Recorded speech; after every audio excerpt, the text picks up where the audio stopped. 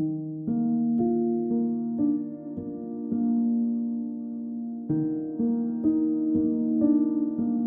long time ago, in a land called Persia, there lived a kind and gentle girl named Esther. She was part of God's special people, the Israelites, but she lived far from their home. Esther was an orphan, which means her mother and father had died when she was very young. But she wasn't alone. Her older cousin Mordecai loved her very much and raised her like his own daughter. Esther and Mordecai lived in the bustling city of Susa, where the streets were always busy and filled with people from all over the land. Perched on the window of their little home was Nessa the dove, who cooed softly each morning. "Esther has such a gentle heart," Nessa chirped. On the ground below, Tovi the turtle watched as Esther helped Mordecai sweep the floor and gather water from the well. "She is kind and always helpful," Tovi said slowly. One day, an announcement echoed through the streets of Susa. The king of Persia, King Xerxes, was searching for a new queen. Messengers called out to every village and city. "All the young women of the land are invited to the palace," they shouted. "The king will choose one to be his queen." Esther listened quietly as Mordecai explained what was happening. "You are beautiful inside and out, Esther," Mordecai said. "You should go to the palace." Esther was a little nervous. She had never been to a palace before. "What if I don't belong there?" she wondered. Nessa flapped her soft wings and sang, "God has a special plan for Esther." Tovi nodded slowly. "She is braver than she knows," he said. So Esther packed her things and joined the other young women on their journey to the royal palace. The palace was grand and bright, with shiny floors and tall columns that reached up to the sky. Everything sparkled like stars in the night. Esther and the other girls were given new dresses, soft perfumes, and special foods. They were cared for by the palace helpers, who made sure they had everything they needed. But even with all the fancy things, Esther remained kind and gentle. She treated everyone with respect and listened carefully to the wise words of Haggai, the man in charge of the young women. "She is different from the others," Haggai whispered. "She has a kind heart." When it was time for Esther to meet King Xerxes, she dressed simply and walked quietly into the throne room. The king looked at her and saw something special, not just her beauty, but her kindness and grace. Nessa sang softly from a high window. "The king sees Esther's heart," she chirped. Tovi smiled slowly. "She is chosen," he said. And just like that, King Xerxes placed a royal crown on Esther's head. "You will be my queen," he said kindly. Esther became Queen of Persia, but even in the palace, she remembered where she came from, and she loved God with all her heart. The end.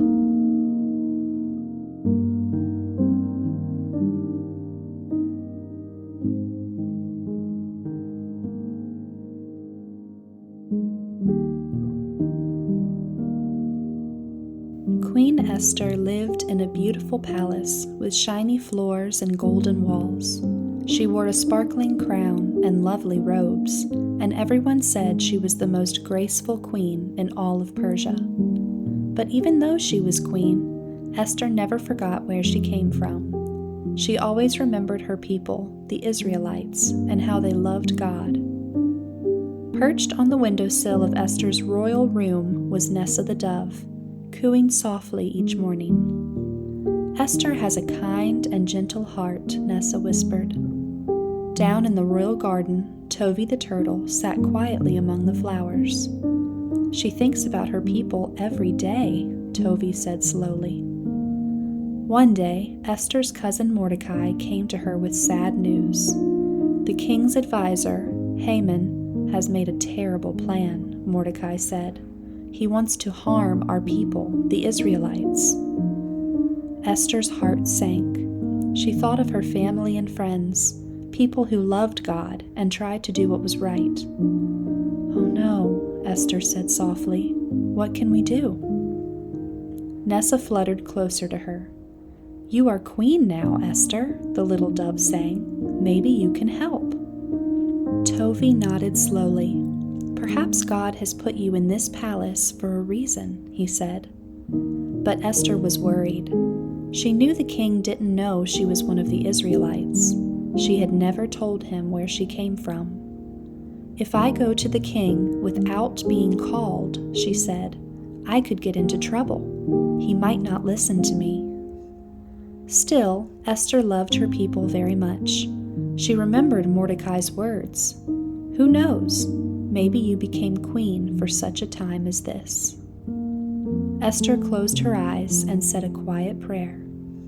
"Dear God," she whispered, "please help me be brave." Then she came up with a plan.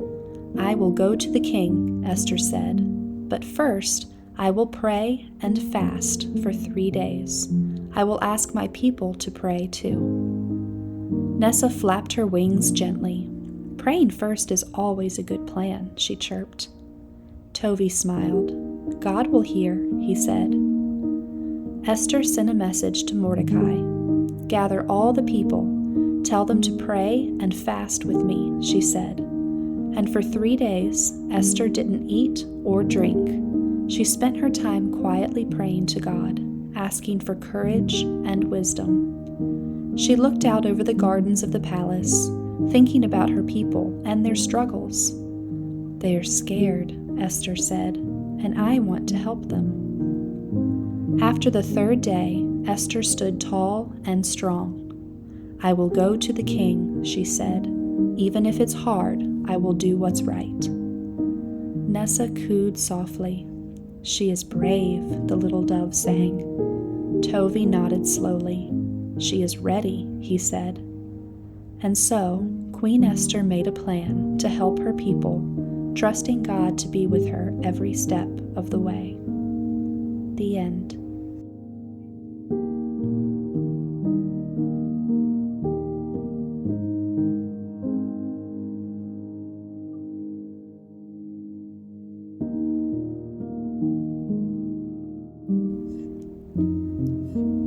Queen Esther had prayed and waited for 3 days. Now it was time to be brave. She stood in front of her tall mirror and smoothed her soft gown. On her head sat her sparkling crown. She took a deep breath. "God, be with me," she whispered. Outside her window, Nessa the dove perched on a branch. "She's ready," Nessa cooed softly. In the garden below, Tovi the turtle rested by a patch of flowers. "She is trusting God," he said wisely. Esther walked through the quiet halls of the palace, her sandals softly tapping on the smooth stone floors. When she reached the doors to the king's great hall, 2 guards opened them wide. Everyone inside grew silent. There sat King Xerxes on his royal throne, holding his golden scepter. He was surprised to see Esther standing there. She had not been called. But when he saw her kind face and brave eyes, he smiled and held out his golden scepter toward her. "You may come in, Queen Esther," he said gently. Esther walked up to him and lightly touched the end of the scepter. "What is it you wish for, my queen?" the king asked. "I will give you anything you ask." Esther smiled softly. "If it pleases you, dear king, would you and Haman come to a special dinner I have prepared today?" she asked politely. The king agreed, so that very evening, Esther held a beautiful dinner in her royal rooms. The table was set with golden plates and sparkling cups. There was warm bread, sweet fruit, and honey cakes. Haman and King Xerxes sat at her table as they ate and laughed. But Esther waited. She wasn't quite ready to speak yet. At the end of the meal, the king asked again, "Queen Esther, what do you really want? Ask me for anything, and I will give it to you." Esther spoke quietly, but firmly. "If it pleases you, come again to another dinner tomorrow. Then I will tell you my request." Nessa flapped her wings gently. "She's waiting for the right time," the dove whispered. Tovi nodded. "She is wise and patient," he said. The next evening, the king and Haman returned for the second dinner. Everything was even more wonderful than the first. The table was full of delicious foods and sweet drinks, and soft music played while they ate. After the meal, the king turned to Esther again. "Now, my queen, tell me, what do you wish for?" Esther took a deep breath and spoke bravely. "My king, please save my life and the lives of my people." The king sat up straight. "Your life? What do you mean?" he asked. Esther continued, "I am one of the Israelites, and there is a plan to destroy all of us. Someone wants to harm my people." The king's eyes widened. Who would do such a thing? Esther turned to Haman and pointed gently. "It is Haman," she said quietly. "He has made a law that will hurt my people." Haman's face turned pale. He was very afraid. He had told the king that the Israelites were different and shouldn't be trusted, and he had tricked the king into signing a law that would make them unsafe. King Xerxes was angry. "Haman has tricked me," he said. The king ordered that Haman be punished for what he had done. Then King Xerxes made a new law that would protect Esther's people, the Israelites, and keep them safe. Nessa sang happily from her branch. "Esther was brave and kind," she chirped. Tovi smiled softly. "She trusted God, and God helped her save her people," he said. From that day on, Esther's cousin Mordecai was honored and given a high place in the palace. The Israelites celebrated because God had rescued them through Esther's courage. And every evening, as the stars twinkled over the city of Susa, Queen Esther knelt by her window and thanked God for giving her courage to do what was right. The end.